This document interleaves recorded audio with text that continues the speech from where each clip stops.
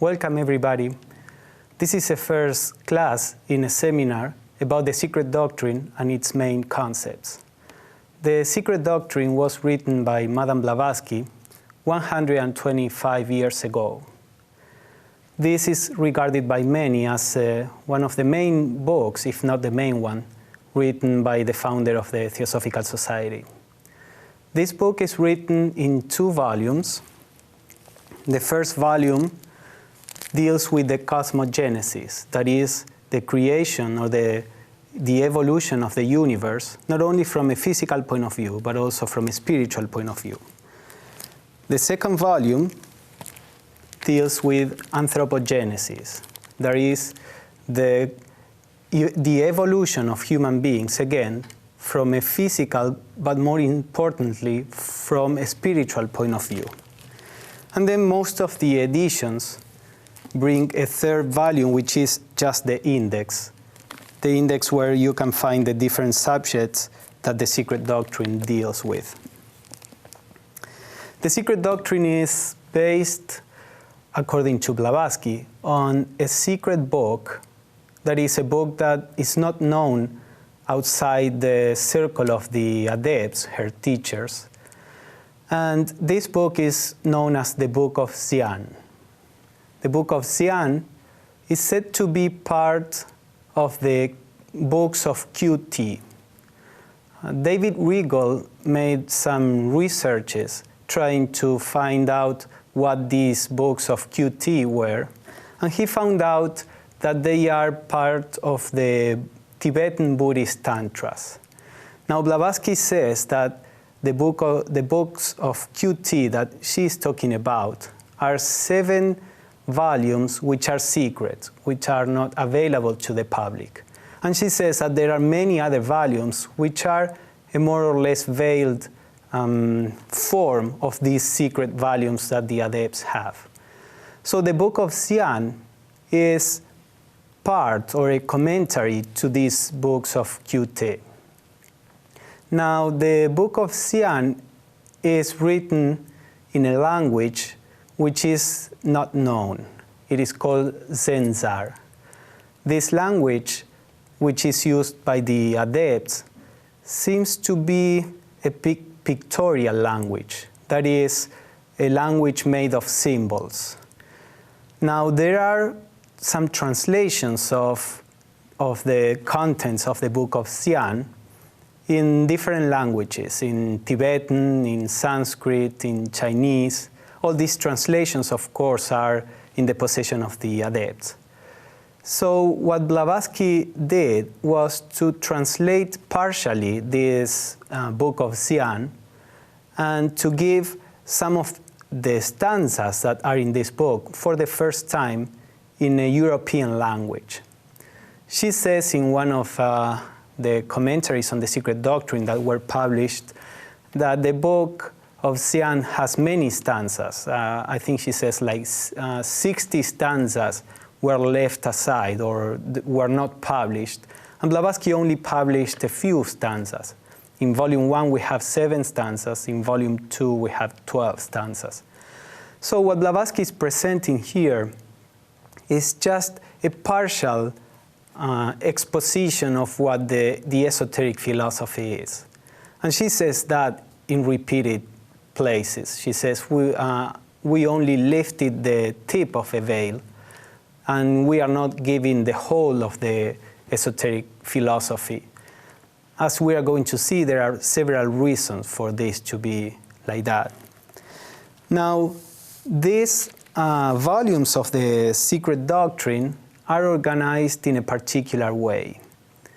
This organization probably does not belong to Blavatsky.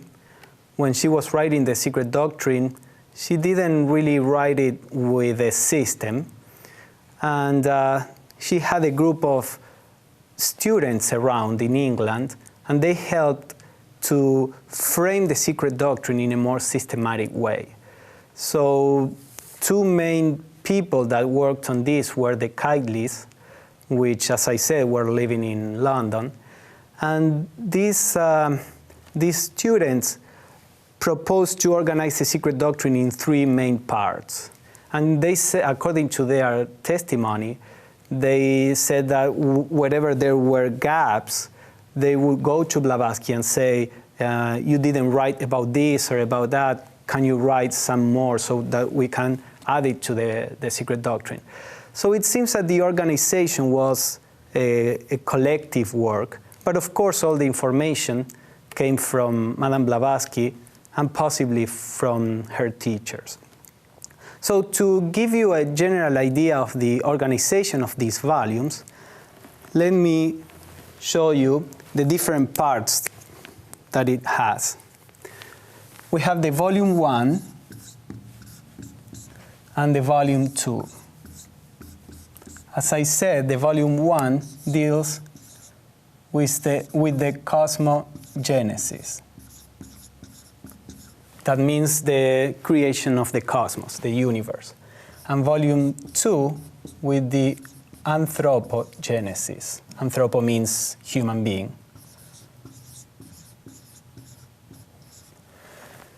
So these volumes, they have one part that is called part 1, where Blavatsky translated some of the stanzas of Cyan. Then there is a second part where Madame Blavatsky deals with the symbolism. And there is a third part where Madame Blavatsky deals with the science of the time. And there is a comparison between the science of the time and the science that is in the Secret Doctrine. There is also an introduction and a conclusion to each volume. The introduction is called in the first volume the proem, and it's very famous among students, and we are going to see why. And the introduction for the second volume is called preliminary notes. And there is also a conclusion in each of the volumes. We are going to see later on some quotes where Blavatsky recommends to begin by reading these parts. But let me say now that these volumes that follow more or less the same pattern are connected between them in the sense that they show the counterparts of the cosmos and the human being. Again, we are going to see that this correlation between cosmos and human beings is an aspect that is very important to keep in mind. Because as we are going to explore during this seminar, it is by applying the teachings that are related to the cosmos to the human being that we can use the Secret Doctrine as a spiritual practice. Now, the aims of the Secret Doctrine were several. It is not a book that was written only to help the individual seeker of truth. The Secret Doctrine sought to create a change, a revolution in the thoughts, in the culture of the 19th century. And to a large extent it did. One of the aims, the subtitle of the Secret Doctrine, if you go to the first page, it says, "The Synthesis of Science, Religion, and Philosophy." So we have the Secret Doctrine, which is presented as a synthesis of these three avenues of knowledge that humanity has developed: the scientific approach, the philosophical approach, and the religious approach. And the aims of this book are related to these three avenues of knowledge. One of the aims of Blavatsky while writing the Secret Doctrine was to present what she called the esoteric philosophy. That means a philosophical view of human beings and the cosmos, which is based on the esoteric knowledge that the adepts possess. The word esoteric means inner or hidden or not too apparent, as opposed to exoteric, which is the external or the obvious meaning of something. As we are going to see, the Secret Doctrine was produced, or the knowledge that is published in the Secret Doctrine was acquired in a scientific way, but again, not as we understand science at the moment.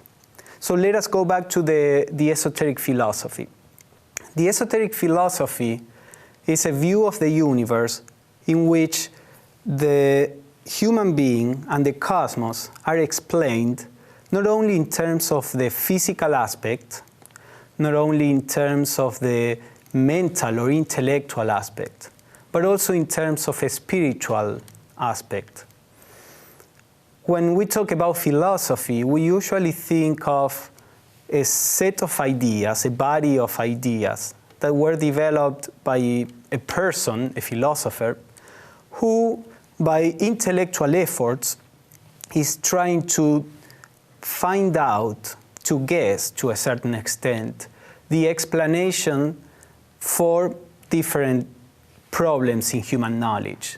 Why we are here, what's the nature of God, what is good, what is evil. But in what we understand as philosophy, in the Western approach, the modern Western approach to philosophy, it is basically the outcome of the powers of reasoning of a person. Now, the esoteric philosophy is not like that. Blavatsky didn't write down something that is the outcome of her ingenuity, her reasoning on certain problems of human knowledge or existence. She claims that this esoteric philosophy comes from people who can actually have a direct perception of all these topics, and partly also from her own experience and her own direct knowledge. So the esoteric philosophy, as we are going to see, we will explore the main tenets of this esoteric philosophy, was presented for the first time in modern times in the West in the book that A.P. Sinnett wrote, which is called Esoteric Buddhism. A.P. Sinnett was in touch with two of these adepts or Mahatmas, as they are known, which got involved in a correspondence with Sinnett and with another Englishman. They were both English, Hume. They were living in India, and through Madame Blavatsky and some other disciples, they began to receive some letters from the Mahatmas. Now, this knowledge that was collected little by little through the letters was published by Mr. Sinnett in the book The Esoteric Buddhism. And it was the first attempt to present a systematic approach to, or exposition of part of the esoteric philosophy. The book was successful to a large extent, although it was fragmentary and it had some errors or some mistakes. So a few years later, the Mahatmas asked Madame Blavatsky to write this book, The Secret Doctrine, to present a wider exposition of the esoteric philosophy.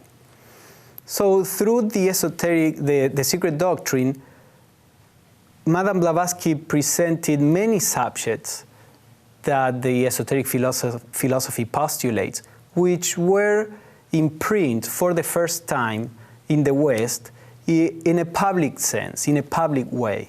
Because previously there were many traditions that had parts of this knowledge, but they were taught and they were studied in a secluded way, with secret societies, with small groups.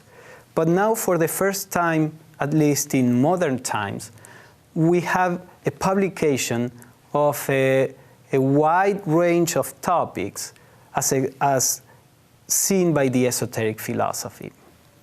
So this was one of the aims of Madame Blavatsky while writing The Secret Doctrine. It tried to show that there is a different view of human beings, which is neither the Christian view of the time, nor the scientific view of the time, nor the spiritualistic view. None of these approaches were complete enough from the point of view of Madame Blavatsky. The Secret Doctrine produced a great impact in the world, especially in the world of esotericism.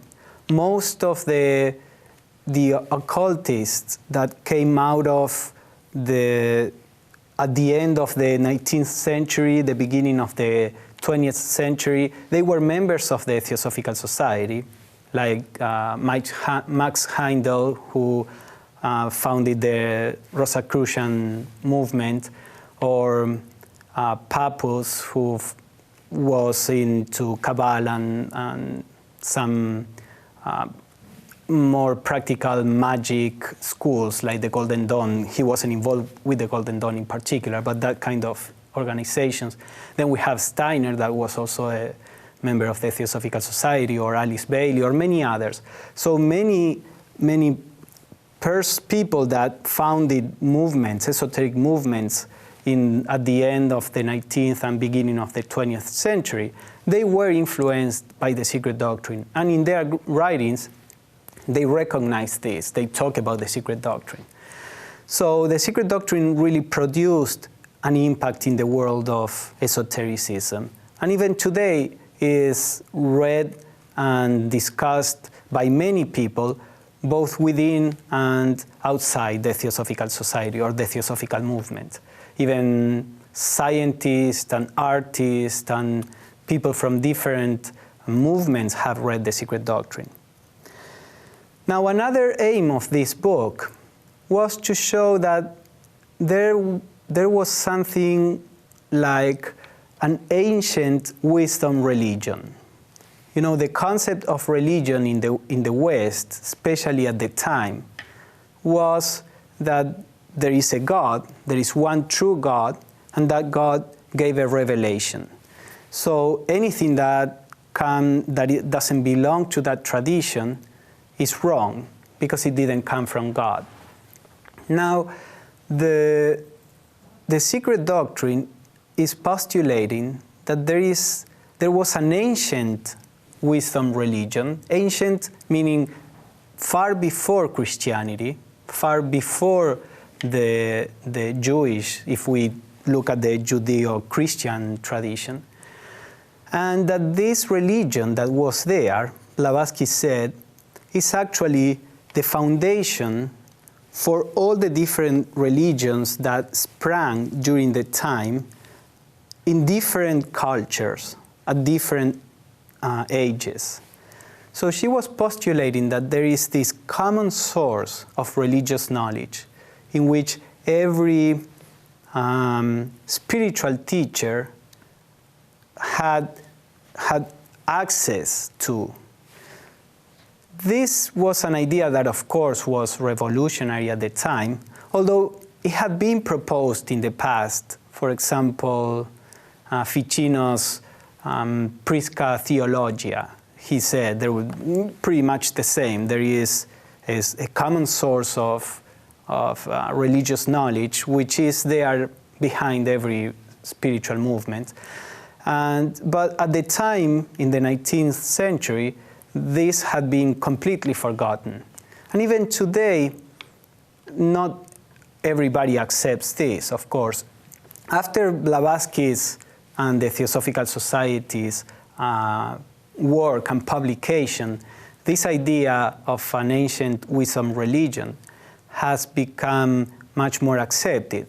Even in philosophy, we have some schools where they talk about this perennial philosophy, where they postulate that there is indeed a common source of wisdom for all the cultures in the world.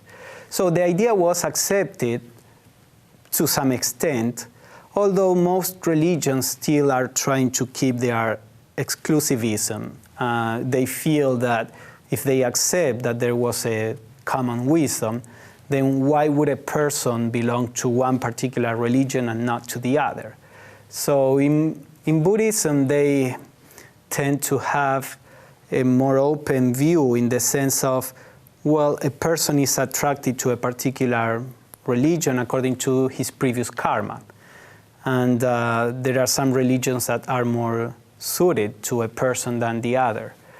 But in most religions, this is still a very difficult point, and to accept that all religions come from a common source. However, the Secret Doctrine and other theosophical writings did produce a change in the thinking of the time. And there were, as I said, some schools of thoughts that began to develop these concepts and that are still today active. So first, one of the aims we said was the esoteric philosophy, to present an esoteric view of the world, the universe, human beings, the deity. The second is to present this idea of a common wisdom tradition, wisdom religion. And another aim of the Secret Doctrine was to present the idea that there is an occult science. You know, at the time in the 19th century, some of the scientists were saying that in a few decades, science was going to be able to explain everything in terms of the mechanistic view of the universe. Of course, at the time, there was nothing like relativity or quantum physics or anything like that. There was a mechanistic view of the universe. The universe is just like a big clock, and this machine runs smoothly, automatically, mechanically, and therefore there is no need for any religion, any God. This is just a machine. There is no need of somebody or some intelligence guiding anything. So this approach was influencing people who were there at the end of the 19th century with an intellectual eagerness, where they had left the religion because religion couldn't answer the questions that they had, and the only answers they were finding was in science. So many of them had become atheists. Just like Annie Besant. Annie Besant, before joining the Theosophical Society, had become a materialistic or, positivist, as it is called that in philosophy, the idea that only what can be proved through our senses is true. And this was because there was a lack of a spiritual approach that would satisfy the intellectual eagerness, the intellectual questions. So Madame Blavatsky sought to show that there is a deeper science. This deeper science is what she called the occult science. That this deeper science knows more than the modern science, that the normal science about the world. And with that, she tried to show, to people at least, that the scientists who were proclaiming to know everything were not all-knowing. So, as we can see in her writings, in the Secret Doctrine and in some other writings, she spends some time refuting some of the current scientific views of the time. So, for example, she said that the atom was divisible when science thought the atom was just a solid ball with no divisions, no motion. So Blavatsky said, no, that's not what it is. The atom is constantly, you can divide it constantly, and it is full of energy and vitality. She even used the word atomic energy. There is an energy there that science didn't know anything about. So with the Secret Doctrine, Blavatsky showed how it is possible to approach spirituality in a scientific way, and how it is possible to expand the boundaries of science beyond the physical realm so that it can embrace non-physical planes of the universe. Of course, to be able to become an occult scientist, we need to tread the path of the occult path, or the path of spirituality that Blavatsky was laying down in her writings, and other theosophists also, which is not as easy to do as becoming a scientist. But at any rate, she tried to show that there is the possibility of a deeper science. And the Secret Doctrine was, I think, the first attempt in modern times to bring together science and spirituality, a field that today is growing steadily and that is attracting more and more scientists. So as we can see, the Secret Doctrine tried to show a different view of philosophy, of religion, and of science, and tried to open the eyes of the Western world to an approach that was unknown at the time. And it did produce several changes. You know, as I have said, there is a view in certain groups of within philosophy, the philosophical academia, there is a view where now they accept that there is a common source of knowledge or wisdom. There is an effort in bringing science and spirituality together, and there is an explosion, if we want to put it that way, of interest about the esoteric, which is not always deep, sometimes it's superficial, but the main esoteric ideas are much more spread than they were 125 years ago. So this is the aspect of the Secret Doctrine that have to do with a change in the culture. When you read the Secret Doctrine, you will find many references to philosophers of the time, or psychologists, or scientists, to ideas that were held at the end of the 19th century and that now are not current anymore. And so part of the Secret Doctrine is dated because it was aimed at the people of the time. Now, there is an aspect of the Secret Doctrine which is perennial, which is everlasting. It doesn't matter when the Secret Doctrine was written, this aspect is still useful and will still be useful for many years in the future.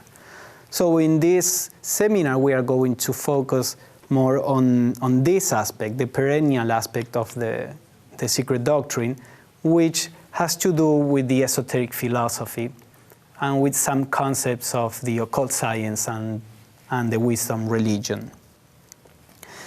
Now, the fact that the Secret Doctrine was produced with so many aims in view makes the study especially difficult. When a person tries to study the Secret Doctrine, the first thing that he or she encounters is that the text seems daunting. It's very difficult to approach. He or she first encounters many words in different languages, Sanskrit, Chinese, Greek, Hebrew, Tibetan, in many languages, because Blavatsky is comparing different traditions, philosophies, is trying to explain things for which our modern languages don't have any words. So necessarily, she has to use a lot of foreign languages. The person also finds many references to many books, books that are well known today or books that are not known at all, because Blavatsky was trying to prove these teachings existed since the beginning of the human development, and you can find it in this ancient book and in this modern philosopher. So the fact that Blavatsky was trying to do so many things, as I said, makes the study of the Secret Doctrine difficult. But also the esoteric philosophy itself is difficult to understand, because it's talking about things, and we are going to deal with this more in depth later. It's talking about things that are beyond the perception of our intellectual mind. You know, our mind, our language is developed to describe and to relate to the physical world, to the physical and emotional and intellectual relationships we have with people, objects, situations. But the esoteric philosophy talks about higher realms for which we naturally don't have words. So whoever tries to convey something that belongs to these higher realms have to use words that are inappropriate. Some languages are said to have been developed with the spiritual realms in view, so that these languages, like the Sanskrit, for example, can explain a little better than the modern languages certain aspects of the spiritual worlds. So for this reason, Madame Blavatsky uses many of the Tibetan or Sanskrit words in her work.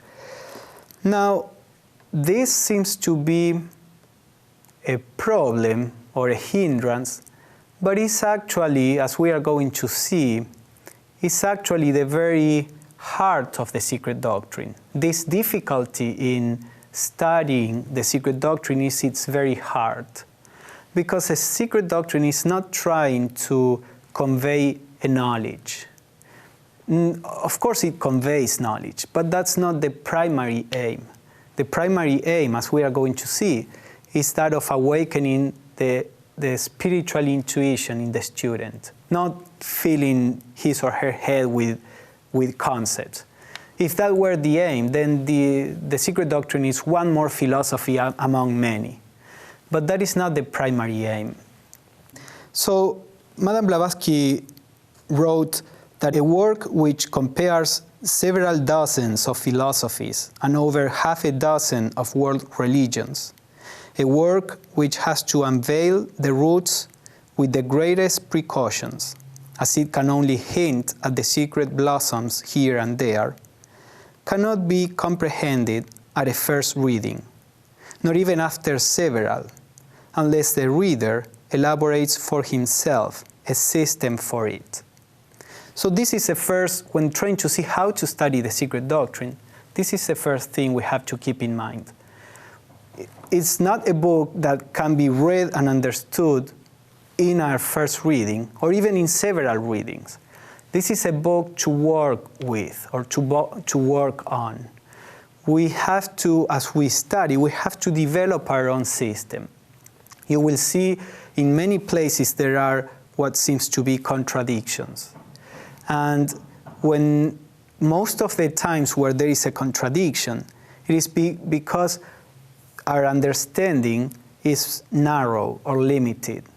If we keep working on that, we eventually come up to a view where the two apparent contradictions align and they become comprehensible. So they become, we can understand how the two statements are true. So we are going to explore that more, but at this point, it is important to keep in mind, don't go to the Secret Doctrine thinking that you are going to read a textbook on the esoteric philosophy or on anything else. Actually, Blavatsky said also, reading the Secret Doctrine page by page, as one reads any other book, will only end in confusion. So this is the main problem that most students have. They buy the book, it looks like a thick but regular book. They start reading from page 1 and they go on, and they find that they don't get a clear idea of almost anything. If anything, they begin to get more confusion. So that's not the way to study. Of course, you can read the Secret Doctrine from cover to cover. That's perfectly fine. But it requires much more than just reading the pages. When asked, Madame Blavatsky said she proposed a way to study this. She said, the first thing to do, even if it takes years, is to get some grasp of the three fundamental principles given in the proem. As I told you, the books are organized in three parts. The first part deals with the stanzas, the second part deals with symbolism of the different religions and traditions, and the third part deals with this comparison between science and the occult science in subjects that pertain to the cosmogenesis or the anthropogenesis according to the volume. Now, she also adds like an introduction, which in the first volume is called proem, and she also adds a conclusion.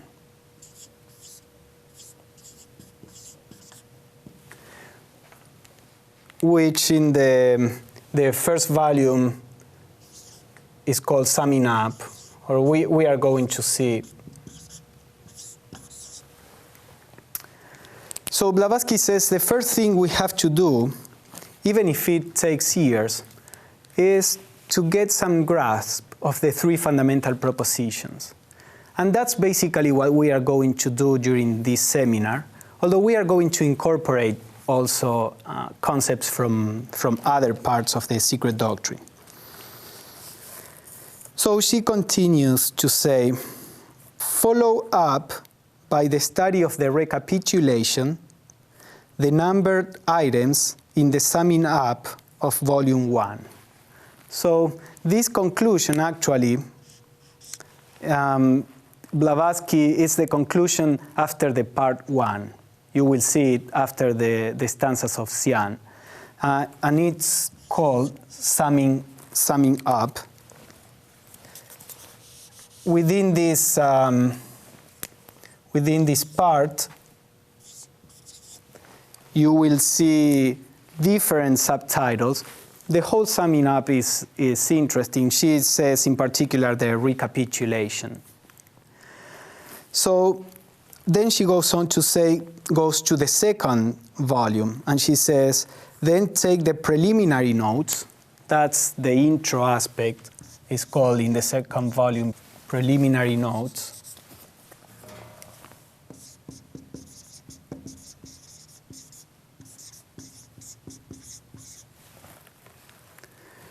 Which is the intro that is there.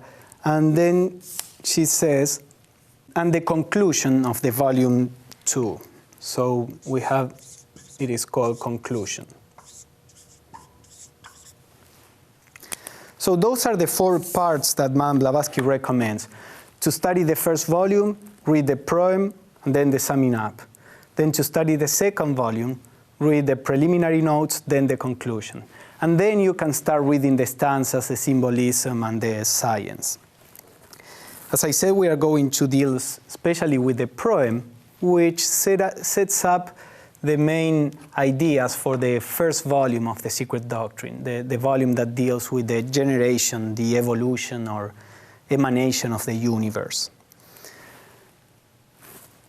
Then, when talking to students of the Secret Doctrine, she recommended 4 main ideas or concepts that the student has to keep in the back of his or her mind constantly while studying the Secret Doctrine.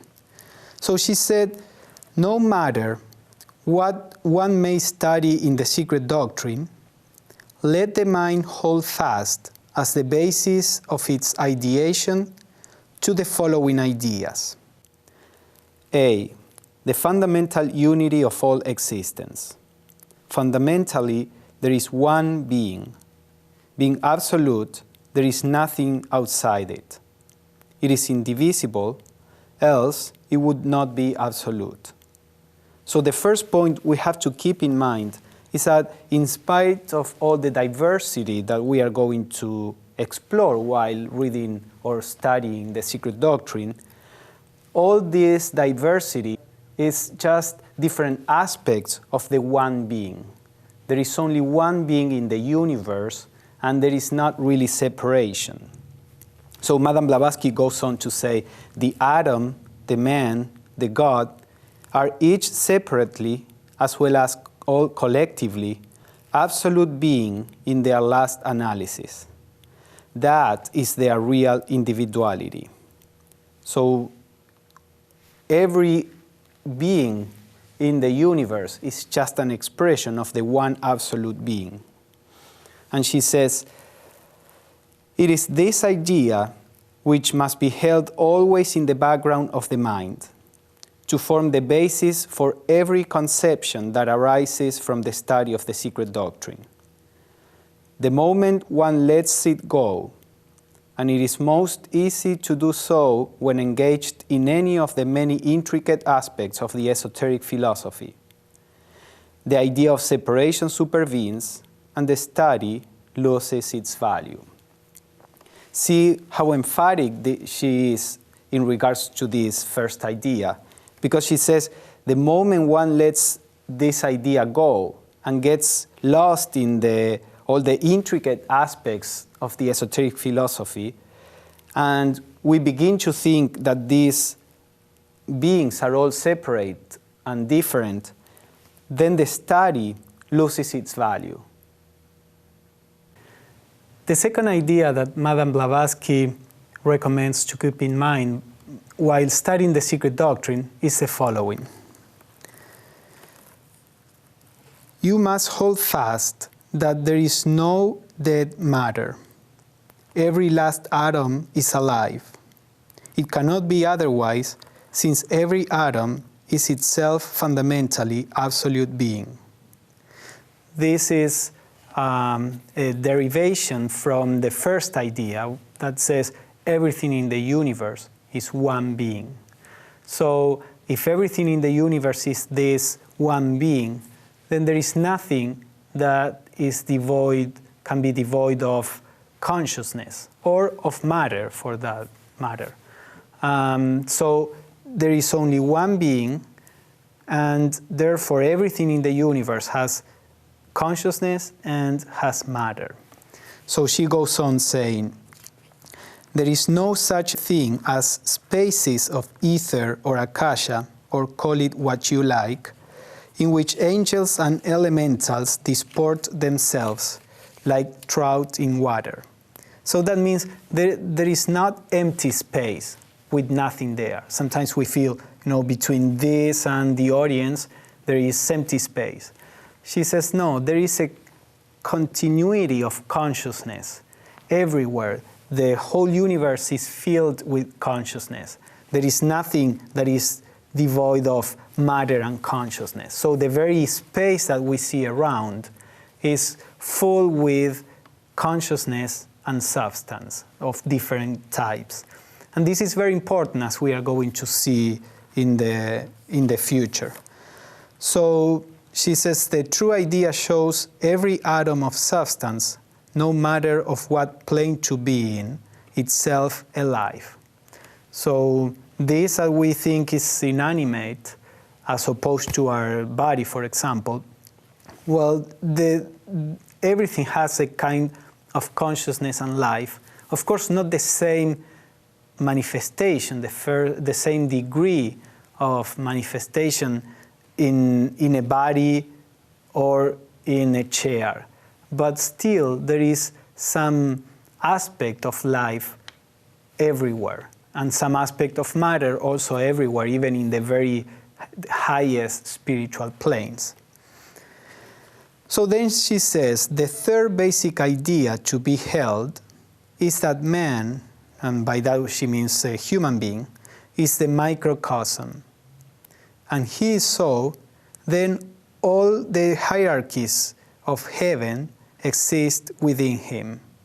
But in truth, there is neither macrocosm nor microcosm, but one existence. Great and small are such only as viewed by a limited consciousness. So the idea here is that human beings are a reflection of the whole cosmos. Human beings are like a microcosmos. So when we talk about angels that are in the different planes of the universe and elemental forces, every one of those hierarchies of beings, those manifestations of forces, those states of consciousness and matter, they are all reflected in a human being. This is an amazing idea because usually we see ourselves as a very limited being. But Blavatsky is saying a human being is a cosmos. The problem is that in most of us, the higher aspects of this microcosm are dormant or are in a state of germ. So what the spiritual path tries to do is to develop all these higher aspects which are dormant in each one of us. And eventually we can become a reflection, a full reflection of what the whole cosmos is.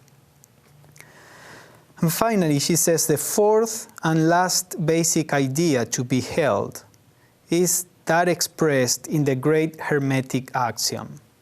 It really sums up and synthesizes all the others. As in the inner, so is the outer. As in the great, so is the small. As it is above, so it is below. There is but one life and law, and he that worketh, it is one. Nothing is inner, nothing is outer. Nothing is great, nothing is small. Nothing is high, nothing is low in the divine economy. So this is sometimes is called the Law of Correspondences. That since there is one being, then that being is reflected in every atom of the universe. So it is this idea of a holographic universe, where the part in some way contains the whole. Not in exactly the same way, but at its own level, it is a manifestation of the whole. So this is why it is said, as it is above, so it is below. As it is in the outer, so it is in the inner.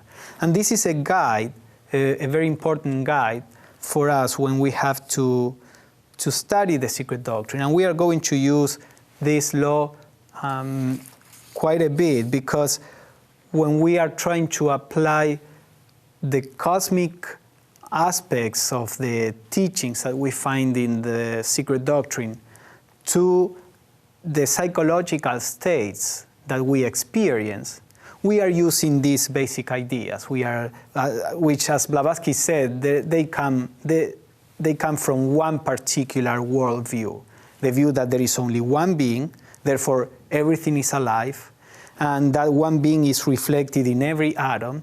Therefore, the human being is a cosmos, a microcosm in itself. So this gives us the clue or the way in which we can begin to use the metaphysical teachings that we find in the Secret Doctrine to be applied to our psychological states.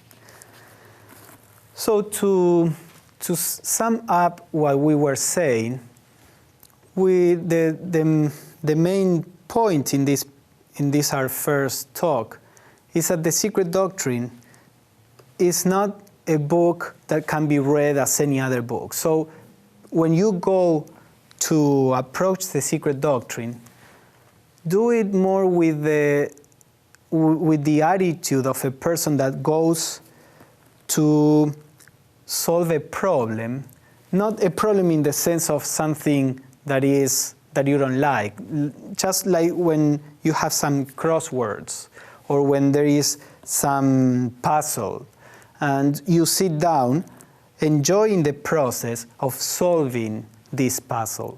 So the Secret Doctrine is more or less like this. You have to go there with this frame of mind in which you are trying to solve a puzzle.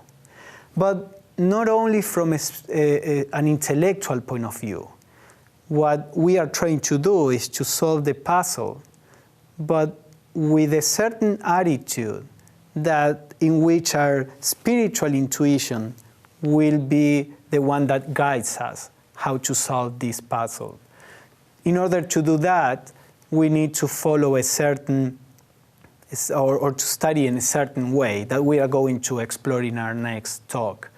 But as we approach the Secret Doctrine in this particular way, then as we are going to see, the study of the Secret Doctrine is in itself a way to expand our ability to perceive the spiritual, so that we are not studying the Secret Doctrine only from an intellectual point of view. Of course, the mind and the intellect is necessary, but we are going beyond. We are doing something else.